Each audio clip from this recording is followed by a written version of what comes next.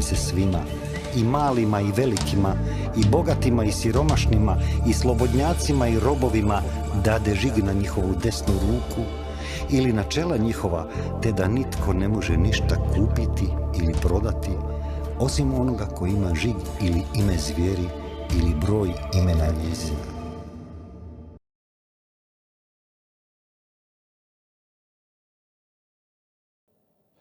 Pozdrav, dragi narode, dobrodošli u još jednu epizodu Slobodni. Velika Barringtonova deklaracija. Za one koji ne znaju, danas će saznat, ali u kratko objašnjenje, kada je počela pandemija, postojala je alternativa, i to stručna i znanstvena, i pokazuje se danas da je ta alternativa sigurno bila bolje rješenje. Ali da ne širim, imam danas veliku čast da predstavim čovjeka koji je jedna od ključnih osoba za nastanak Velike Barringtonove deklaracije, ali sam od sebi ću reći dovoljno i danas ćemo stvarno imati vrlo zanimljivu temu. Moj današnji gost je gospodin Jeffrey A. Tucker. Hello, Jeffrey. Welcome to our show in Croatia. Thank you. Can you say a few words about your background? Sure. I've been a working economist my entire career, and for about 15 years I've been writing, 20 years really, I've been writing about pandemic plans, which I always knew would be catastrophic if they involved lockdowns and closures and travel restrictions and that sort of thing. I predicted this back in 2005. So when the lockdowns unfolded in 2020, I was shocked that they were actually doing it, but not shocked that the plans were already in place. So I dedicated myself entirely to the subject and started Brownstone Institute in 2021. And you are the one most important person that is responsible for a great Barrington Declaration. Can you tell us about this detail? What was happening in that time? Well, we were already 6 months into lockdowns when that declaration was written. And I had been in contact with one of the signers, and he proposed two other people, and we planned a meeting in which we would teach journalists, they would teach journalists about epidemics and about how viruses work and what public health was.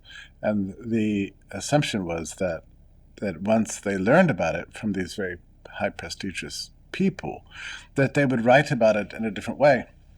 The problem was that nobody showed up. So I had big high hopes for the meeting, and people were not interested in attending, not anyone from the Wall Street Journal or the New York Times or any of the big places. And so as an alternative to that, they proposed that they write a declaration, essentially. And so I worked with other people and put it online and distributed it to the entire world. And for some reason, it got around the censors, which at that time were very active.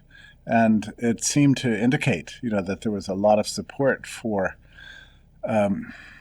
regular public health measures as opposed to these lockdowns and that sort of thing. And it began to break the back of the regime that was really a global regime. So that's why probably in Croatia it was already famous. In fact, I think we had it translated to many different languages. In fact, I'm certain we did. So because the response was a global response. And so the opposition had to be global also.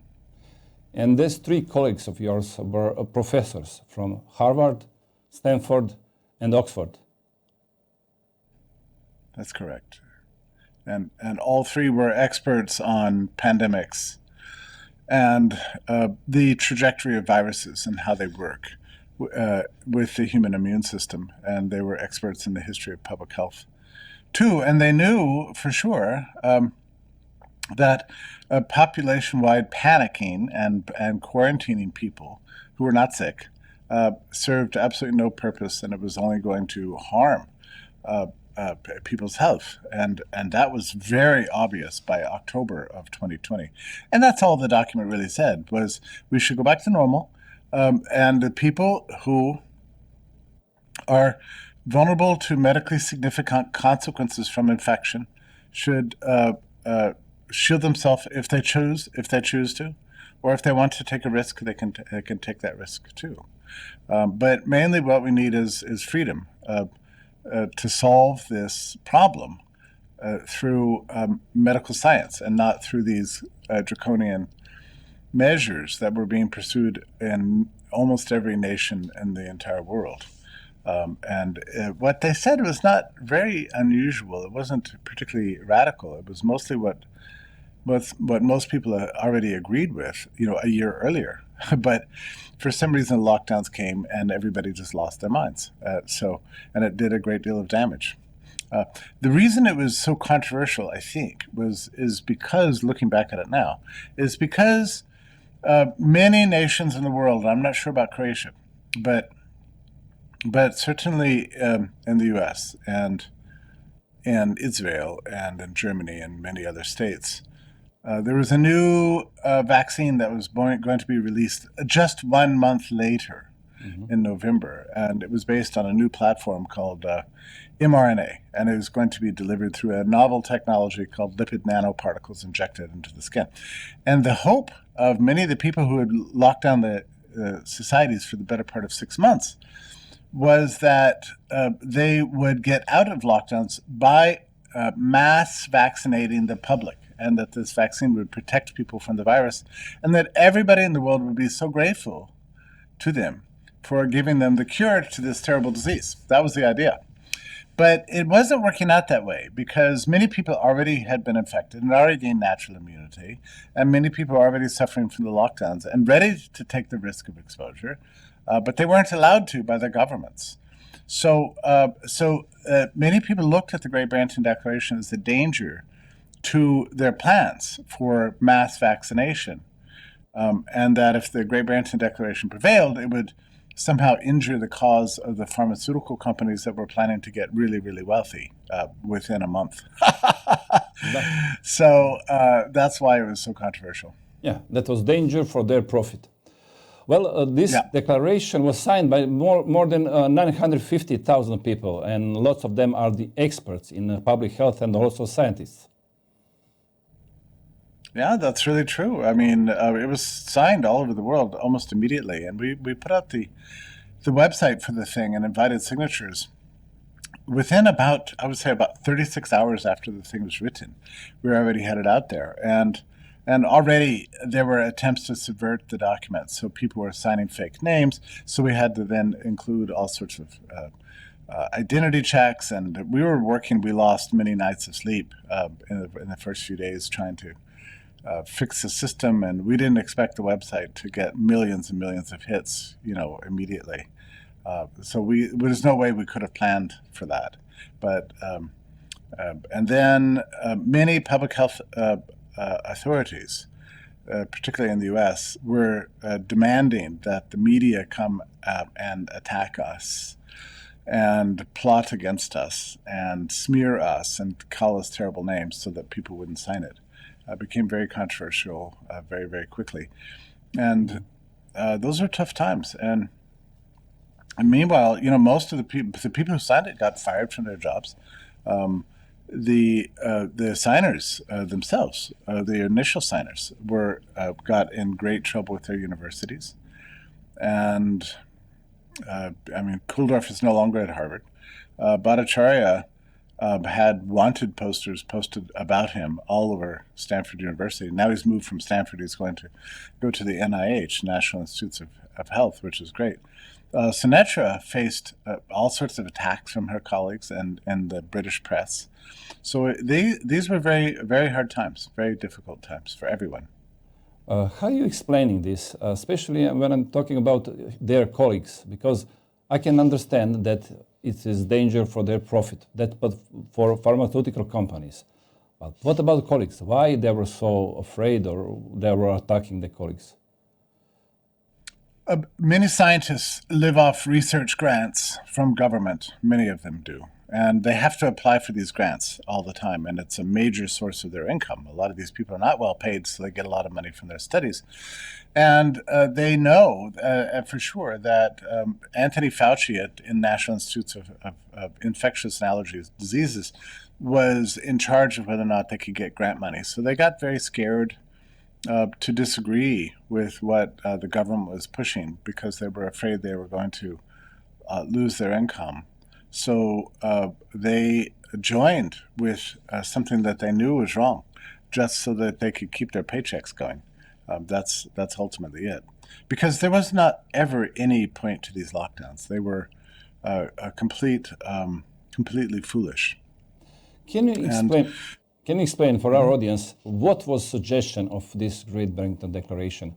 How would you approach to pandemic?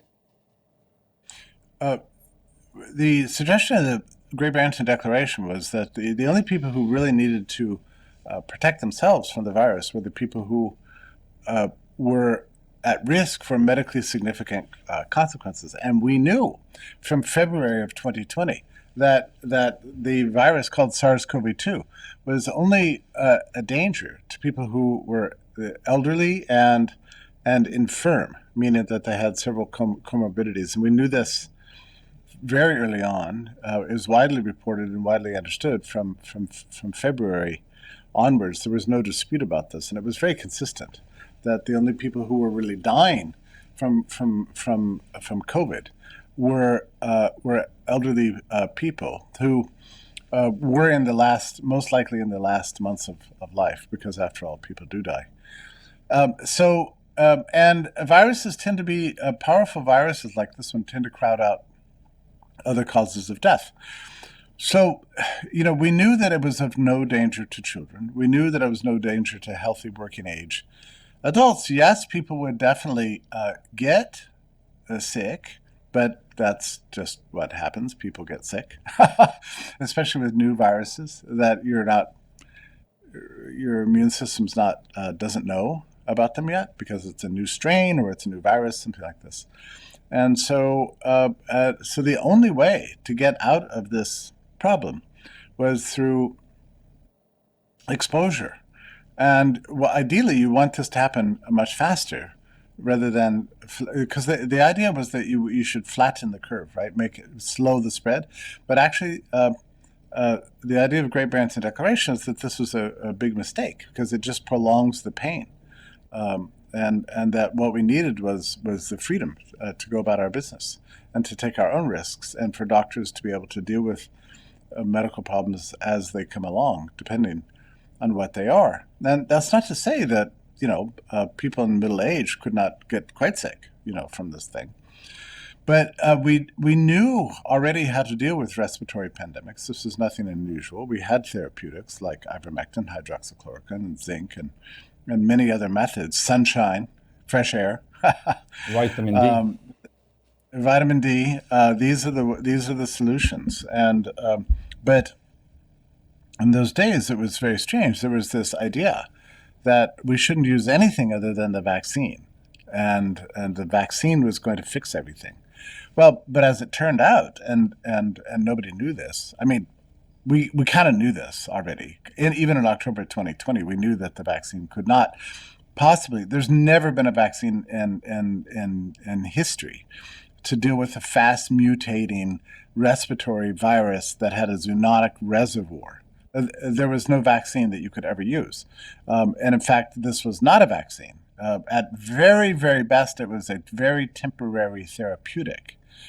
But even then, it didn't have any lasting power. And even then, it was only against the strain that the vaccine contained, whereas the virus is always mutating very, very quickly. So it was a pointless exercise, really, all along. And I knew this, and I'm not a medical doctor, but I knew this just from my reading, that this was not possible. But they wanted to try out this new technology called mRNA, and so they were produced by Moderna and Pfizer and these other companies that were deploying this new technology. And the hope was that this new technology would be used on many, many other diseases, because it was like a platform technology. You could just basically print out the spike protein and inject it and solve all kinds of diseases. That was the thinking.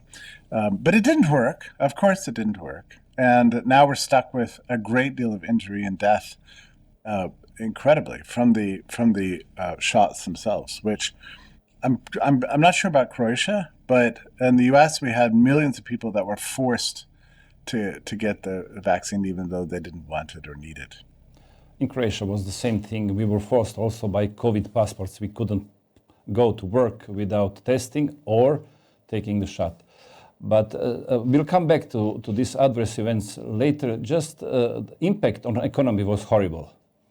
And we know already from the experience, and you are economist, my background is also economy, that more people dying in poorer countries than when you are rich, when you can take care of it. That means economy and disaster in economy can kill more people than potential virus. And anyway, they done it. They made lockdowns. In the United States, it destroyed about 500,000 businesses, new businesses that never came back. Many people were unemployed. Many people were just sad sitting at home because they couldn't go to work. Having to watch movies, people turned to alcohol and drugs and sadness, and many people died just from that alone. And so it caused a instant worldwide depression, economic depression. And then it was funded by the printing of money by the central bank, the Federal Reserve, and then also the European Central Bank, and all central banks got involved in it. And that generated, of course, about a year later, it generated inflation because of all the stimulus checks. And so prices have gone up 20, 30, 40, 50% over 4 years, which has massively reduced real income. So everybody's much poorer now than they were 5 years ago. And we're all still struggling to get out of this problem. Yeah. Yes, still. You're right. Well, when you now look backwards, what would you change in this Great Barrington Declaration? Would you suggest something new or something added to this? I don't know. Nobody's ever asked me that question before. I think the document was very short. It was only 750 words, very short, and I think it had everything in there. There was one small change that was made, actually, if I'm remembering correctly. The very first draft of it said that there should be testing made available, and I think it said PCR testing, but it turned out the PCR testing was not accurate. It only detected the presence of the virus. It didn't detect sickness. It only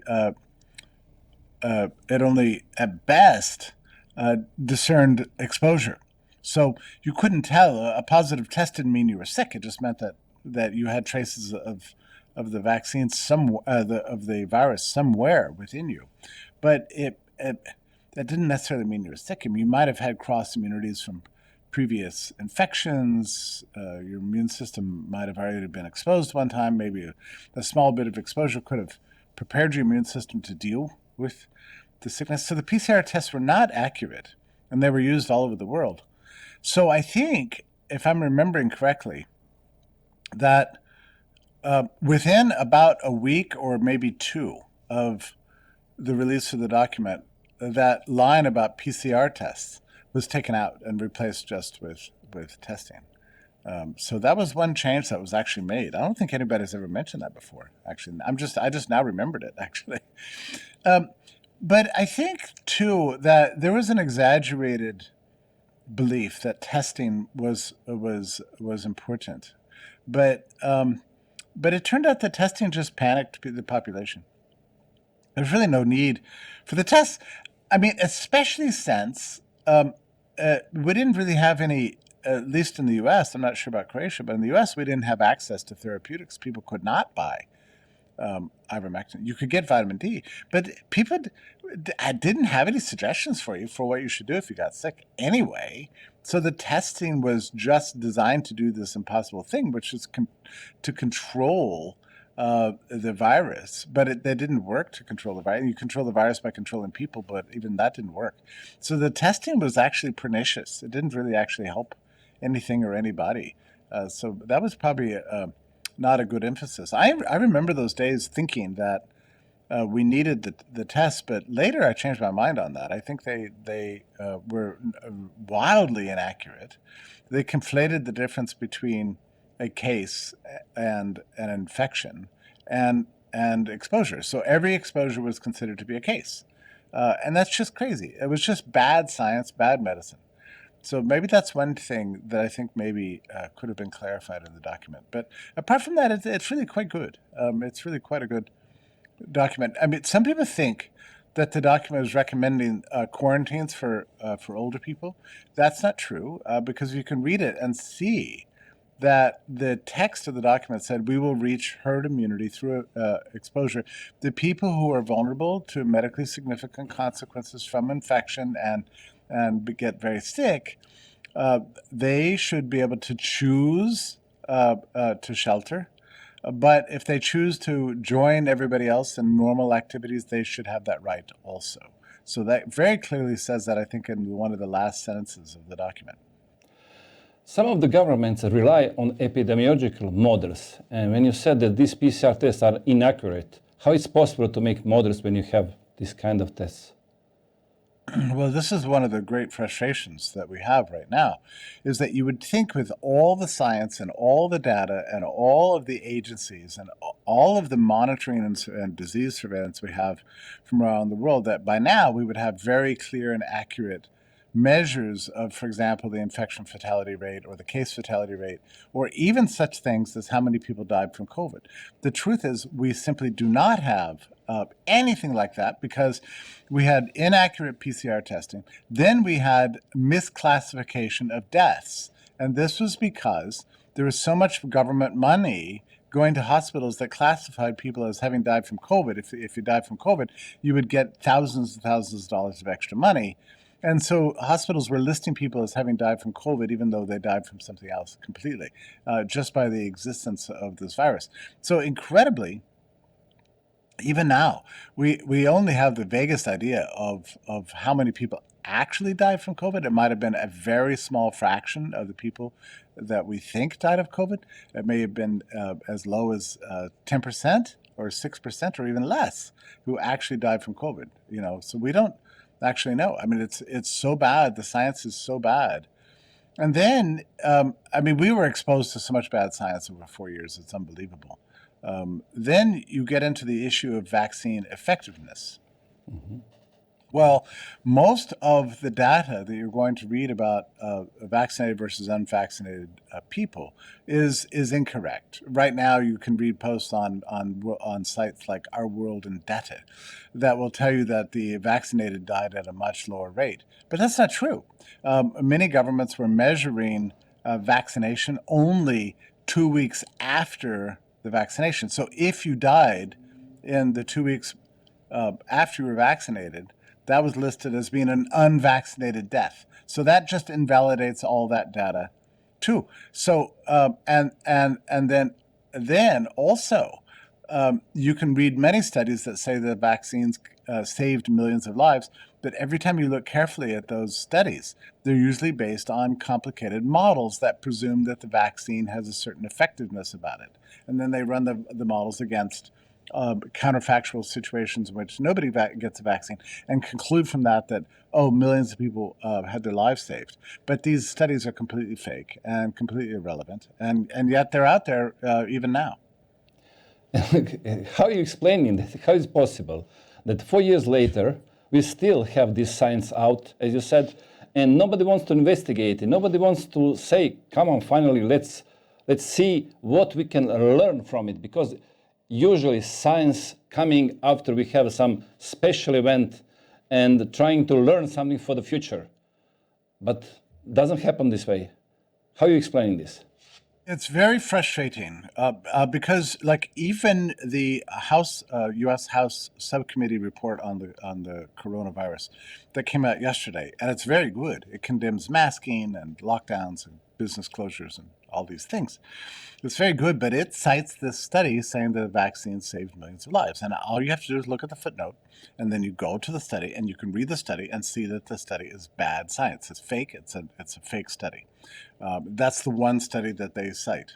So I think almost every bit of bad science that came out over the last 5 years just needs to be withdrawn from the public, because it's mostly just terrible. And we're talking about hundreds of thousands of studies. What happens, I think, and you understand this, is that these people get money from the government to run these studies, and then they crank out the studies in a way that confirms what it is the government would like to do. And then they take the money and then they add it to their resume and they get a promotion at the university, and otherwise they just don't care. So it's deeply, deeply corrupt, and it's a serious problem, which is why I think we need to just change. We need fundamental reforms of academia, of the funding of science itself. It needs to be untied from the vaccine industry, which pays for a lot of the studies. These people have conflicts of interest all over the place, to the point that you just don't believe what they're saying. And the truth is that certainly in the US, but I think it's true throughout Europe, that people have lost trust in their medical systems and in their doctors and in their governments and in the media and in the big tech sectors and everything else as a result of this catastrophic experience. And it's leading to all sorts of political upheavals, really all over the world. People are voting to get rid of the generation of politicians that did this to us. And so here in the United States, they elected by large majorities Donald Trump to be a president. Now, this is the guy who has been under attack from the media for the better part of 10 years. And they tried to jail him, they tried to bankrupt him, then they tried to kill him, and then he just keeps coming back, and now everybody voted for him. Now, it's ironic because the COVID pandemic lockdowns began under the last Trump term. It was the last year of his first term that all this stuff began, and he approved it.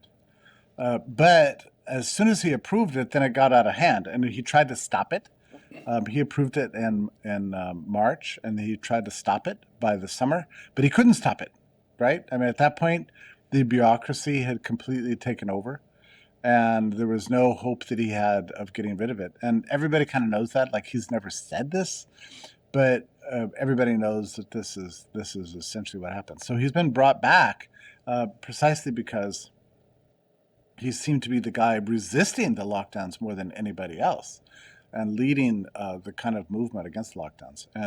And I've noticed similar things happening in France and Germany, and I don't know the politics of Croatia, but in England now, the Labour Party has been discredited. So and it's going to happen in Brazil. It's already happened in Latin America. So we are seeing this kind of global political revolutions being pushed all over the world in response to this catastrophic thing that they did to us. It's going to change history essentially forever. And there's hardly anybody alive today who really trusts what the media is saying. We don't trust big tech because they were censoring us and surveilling us the whole time. We have doubts about our doctors who told us to get these shots that actually hurt us.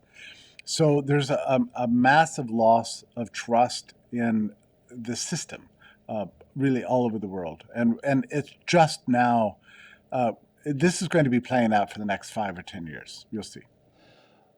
What do you think? Maybe they are aware what happened, politicians, they are aware what happened, and they are responsible. And now they need to lie, continuously lie, and that's why they don't want to investigate anything. You mentioned Trump, but Trump says that warp speed, he's a father of vaccine and he's a father of warp speed. And now nobody wants to ask him about this. Maybe this is the reason why they don't want to investigate. I think a lot of the information is classified, and they're afraid to speak about it because they could get prosecuted. So it is like this strange taboo topic. But yeah, Trump will not permit any questions about this topic in any interviews, and there's a silence about it, really. So my real hope is that with Jay Bhattacharya at NIH and Robert F. Kennedy at HHS and so on, that they will have the power to release all the documents, and so we can find out for ourselves what's really going on, what happened over the last 4 years, and we can find out what's really going on with the pharmaceutical industry and its relationship with intelligence agencies and the CIA and the World Health Organization, and we can find out about these things. But right now, we don't really have access to these documents, so all we can do is really speculate. Are you expecting that pharmaceutical companies will be responsible for it? I think, yeah, I suspect so. So, pharmaceutical companies have this very strange relationship with what's called the bioweapons industry. So, bioweapons industry is where they use gain-of-function research to create viruses and the cure for the viruses. Sometimes they create the cure for the virus and then create the virus, right? And the idea is to use these viruses as a tool of warfare. And so the U.S. has bioweapons labs all over the world, really hundreds of them.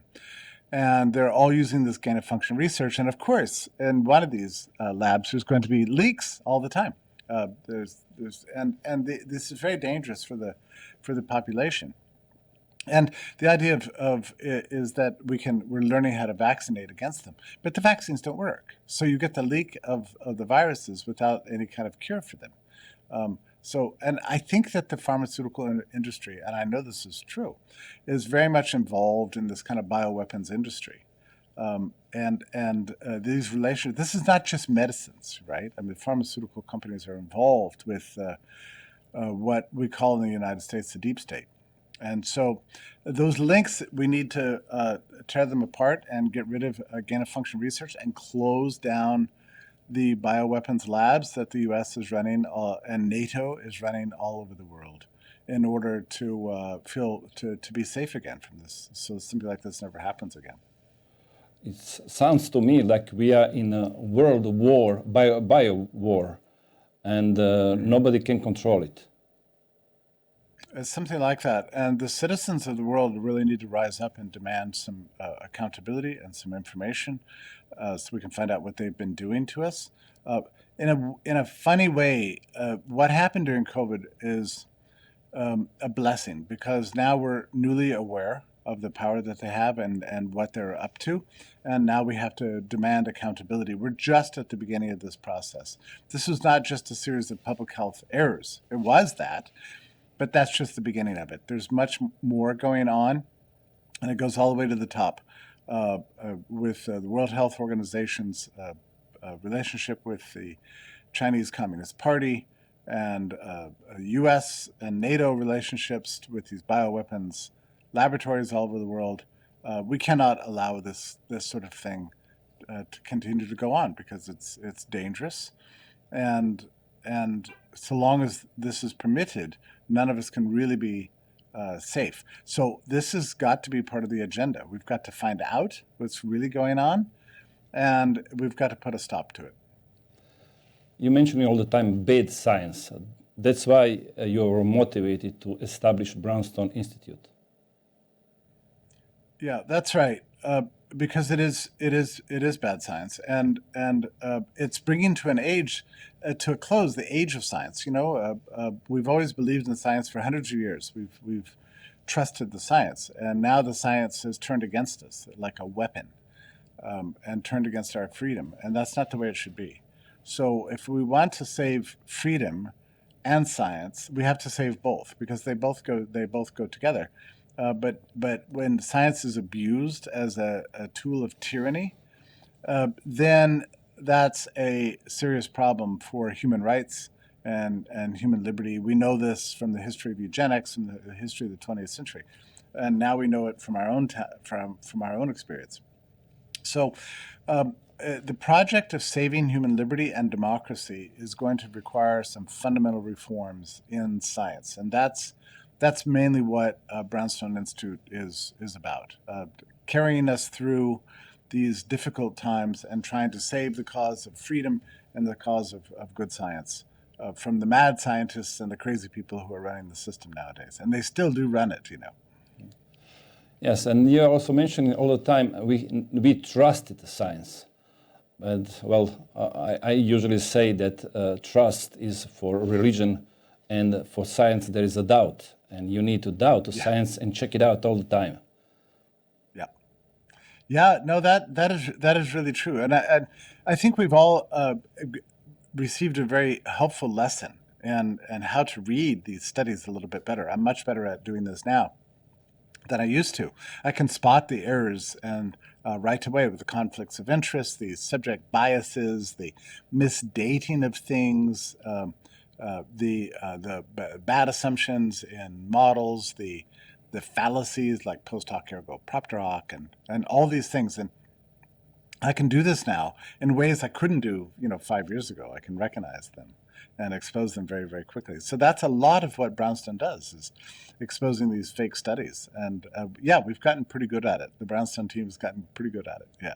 Yes, and I suggest everybody to take a look on your website. You can find every answer about propaganda, what you're hearing still in Europe about pandemic and everything what is connected to pandemic.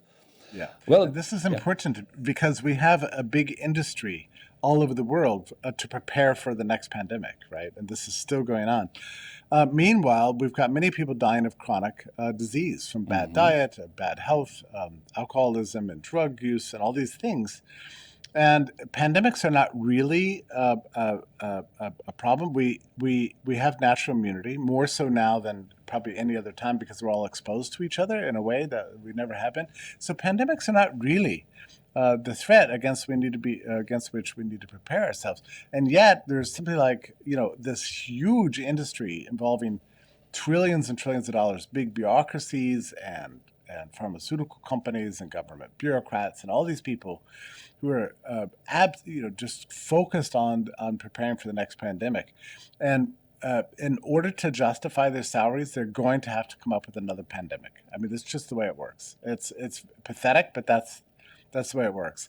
So I hope that one of the things we can do over the coming years is really dismantle this whole pandemic preparedness industry at NATO, at the World Health Organization, at the United States, in every country. And now WHO wants to take over running of next pandemic, and they want to even more power and even power to decide when we have new pandemic. And that means they want to make some kind of world government for future pandemics. They do, and they're doing it through what they call the international health regulations. And they want every country to sign on to them, so that all they have to do is pull the trigger, then your population has to lock down and wait for the next vaccine. I mean, this is what they want. People of the world are fed up with this nonsense. We've been through this one time before. We don't really believe these things, so I think they tried to lock us down again. Like there'd be revolutions all over the world, really. But that's their plan. They want to lock down and then vaccinate very quickly, and they want to do it within something like 100 days. So if we don't make changes in a few years, we're going to have another pandemic, and we're going to go through some more lockdowns and travel restrictions and those sorts of things. And then they're going to try to force shots on us. And like you said, in Europe, the EU had vaccine passports. They tried to do that in the United States, but the United States is very bad at doing things like technology. I don't know why we can't seem to get it right, but we had vaccine passports in New York and they didn't work. The mobile phone app, completely broke, and it didn't include, like, the app for New York didn't include if you got vaccinated in New Jersey or Rhode Island. It didn't include that, So they finally just had to withdraw it because it broke. Americans, I don't know why our government is so. Americans are very competent at many things, but we're really bad at doing government things for some reason. I don't know why. You had technological resistance in the United States. A lot. Yeah. We have a constitution that guarantees free speech and freedom. And people don't like it when you go against that. And really, they got rid of the Constitution. It said, "Oh, now we're in charge. We're going to make you well." And they tried that one time, but I think if they try it again, it's going to be. But they will try it. They will try it again, and it's going to produce calamity again. And this time, I think people are not going to put up with it. Yeah, the new administration said that they will defund WHO. I think it's possible that the U.S. will just withdraw from the World Health Organization completely. Now, that sounds good. The problem is that it still leaves the World Health Organization in place. And my actual hope is that we can really change the policies of the World Health Organization. Tedros needs to resign. All the teams that are working on these crazy pandemic planning need to be converted to other causes, like dealing with malaria and chronic diseases and that sort of thing. So I'm hoping we can get some good reforms at the World Health Organization. And Brownstone Institute is very heavily involved in pushing out studies to maybe make some reforms at the World Health Organization. If the U.S. just withdraws and leaves the WHO as it is, then it's going to become a problem later on in a few years. So I hope we can make some reforms. I mean, there may be a role for the World Health Organization. I don't know. It didn't used to be a problem. It's been around for many, many years. And it used to do a lot of good work. With malaria prevention and other things. So can it do good work again? I don't know. If it can't, it probably should just be completely defunded. But if it can, then it might have some role to play in the future. I just don't know. I don't know how corrupt it really is. It's not clear. There are lots of very good people at the World Health Organization, though. There really are. But they need a change of direction. There is one group initiative, North Group. They're asking from their parliaments, governments, to ban mRNA technology. The main reason is that first, this vaccine doesn't stop infections and spreading. Second reason is there is an unprecedented number of adverse events. And also third reason is that they are contaminated with plasmid DNA. What do you think about this initiative? It sounds right to me that it should be banned. I don't think there should be any future to mRNA technology. They've been working on it for 30 years. It never has passed any kind of safety tests. It's a bad technology, very dangerous. It didn't work this time. And, maybe some point in the future we can revisit it, but there should not be. But already in the U.S. they're making new mRNA vaccines, aside from COVID. They make them for everything from bird flu and all sorts of crazy things. So I wouldn't, but none of these vaccines are safe or effective. They just aren't. We don't have any evidence that they are safe or effective because they've not been properly tested and put through trials properly. And they never passed. And the only reason they were put through this time was because of emergency use authorization. They never would have been approved. The other problem is that, at least in the U.S., and I think it's true in Israel, for sure, and I'm not sure about other European countries, but they are indemnified against the harms that they do, which is to say they do not bear liability for the consequences of harms that they cause. This is a serious, serious problem. We need to get rid of the immunity from liability for the vaccine companies so that they have to bear the full cost. And they say that, well, you can't do that because if you take away our immunity for liability, we will not be able to bring any products to market. I mean, if that's true, then we would actually be better off without any vaccines. But I don't even think we need to ban them. We just need to make them accountable for what they do. If they cause harm, they should have to pay. And if there's a chance they cause harm, they have to buy insurance against that. That insurance will be too expensive. They won't be able to afford it, and they have to go out of business. And I think that's a good idea. Let's, for the end, just imagine that, for example, this Great Barrington Declaration was official policy against this pandemic. How would the world look like today? Well, we would not have lost our freedoms. We would have nice, healthy economies. We would not have inflation. We wouldn't have had our schools closed. People would have continued to be able to go to church, and life would have just gone on normally. As always, and this disease would have been, a bad flu season, but we would have gotten through it with therapeutics and consultation with doctors, and people would not have lost trust in the media and the government and the tech sector and the medical community. So the world is right now on fire precisely because we did not comply with the advice of the Great Barrington Declaration. When it came out in October, the lockdown started already in March. If in October the world had gone along with the Great Barrington Declaration, it could have saved the world a lot of pain and suffering. And I think that these scientists have now been vindicated. And the fact that Jay Bhattacharya is going to the National Institutes of Health is an indication of that. It should be the policy from now on. We need to be much more precise in our science. much more clear about the risks of infectious disease relative to chronic disease, and ultimately not pursue policies that make everything worse than it otherwise would be, which is all that we did this last time. Well, I believe that new administration will help, that Great Barrington Declaration will be historic moment that everybody will talk about in the future. That was some bright light in darkness. Yeah, I agree with you. Thank you. Thank you, Jeffrey. Evo, dragi narode, mogli ste sad čuti od vrlo ozbiljnih ljudi i stručnih, provjerite naravno njihove reference, pogledajte na Brownstone institut, pogledajte tko tamo radi, koji je background tih ljudi, usporedite njihove reference i njihovo znanstveno dostignuće sa onim koji se još uvijek pojavljuju u našim medijima i uvjeravaju vas da onako kako su vodili pandemiju je bilo odlično.